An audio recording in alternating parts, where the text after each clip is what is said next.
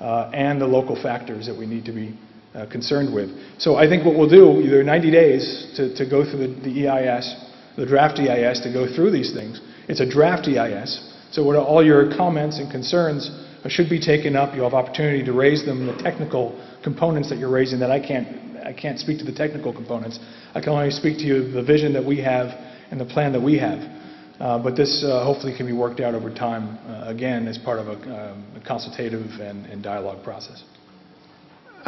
Secretary Mitchell, I think a lot of people are concerned about how, we hear media reports about the actual status of this arrangement with Japan. And since you certainly are much closer to it than anyone else here in the room, and since we just want to know, because there's always going to be people around saying, well, the deal's on, the deal's off, so-and-so, the new elections in Japan have altered the dynamics of the whole process. And so I think one of the things that you could help bring clarity to, at least to the extent you can, is what is the exact state of play vis-a-vis what we hear about the movement of Marines to Guam from Okinawa, and what is your understanding of the current status?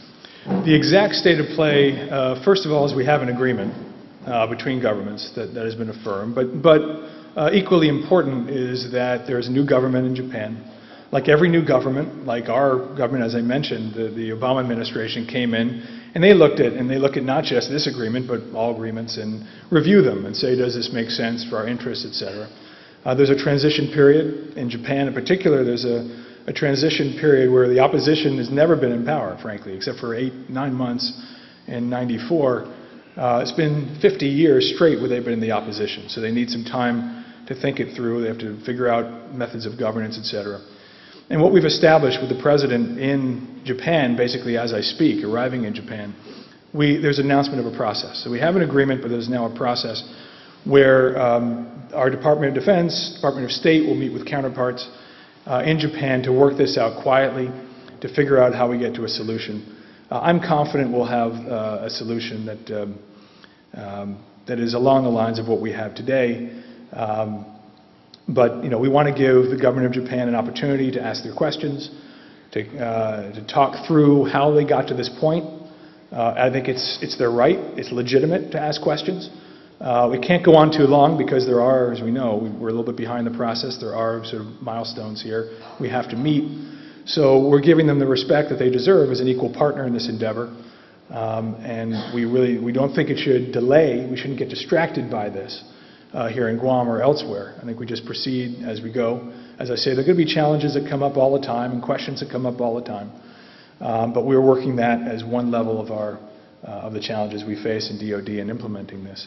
So I'm quite confident we're on the right track, and we have a very strong alliance with Japan. I think you'll see the visit of the president will be quite successful, quite useful in this regard. There's a lot of talk in Washington, too, and probably here about crisis in the alliance and problems. It's just not. I was with Secretary Gates in Japan when he had the meetings about a month ago.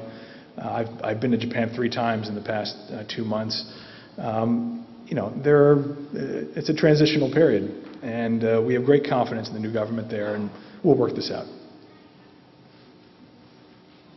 Okay. Yes, but concerning the economic development, there's lots of talk about the money coming to Guam. Actually, the buildup has been ongoing since 2001. It's not been pending, it's ongoing. We've already built the largest gas station offshore. We've already built the largest fighter jet hangar offshore. Dr. Solomon, can you start over because we need to record your question? Okay. Thank you. The buildup is not impending. The buildup is ongoing. It's been ongoing for some time, since at least 2001. There's lots of talk about the economic development that's supposed to come to Guam. We've already built the largest gas station offshore. We've already built the largest fighter jet air hangar offshore. And that has had really no impact on the economy of Guam. Why is that?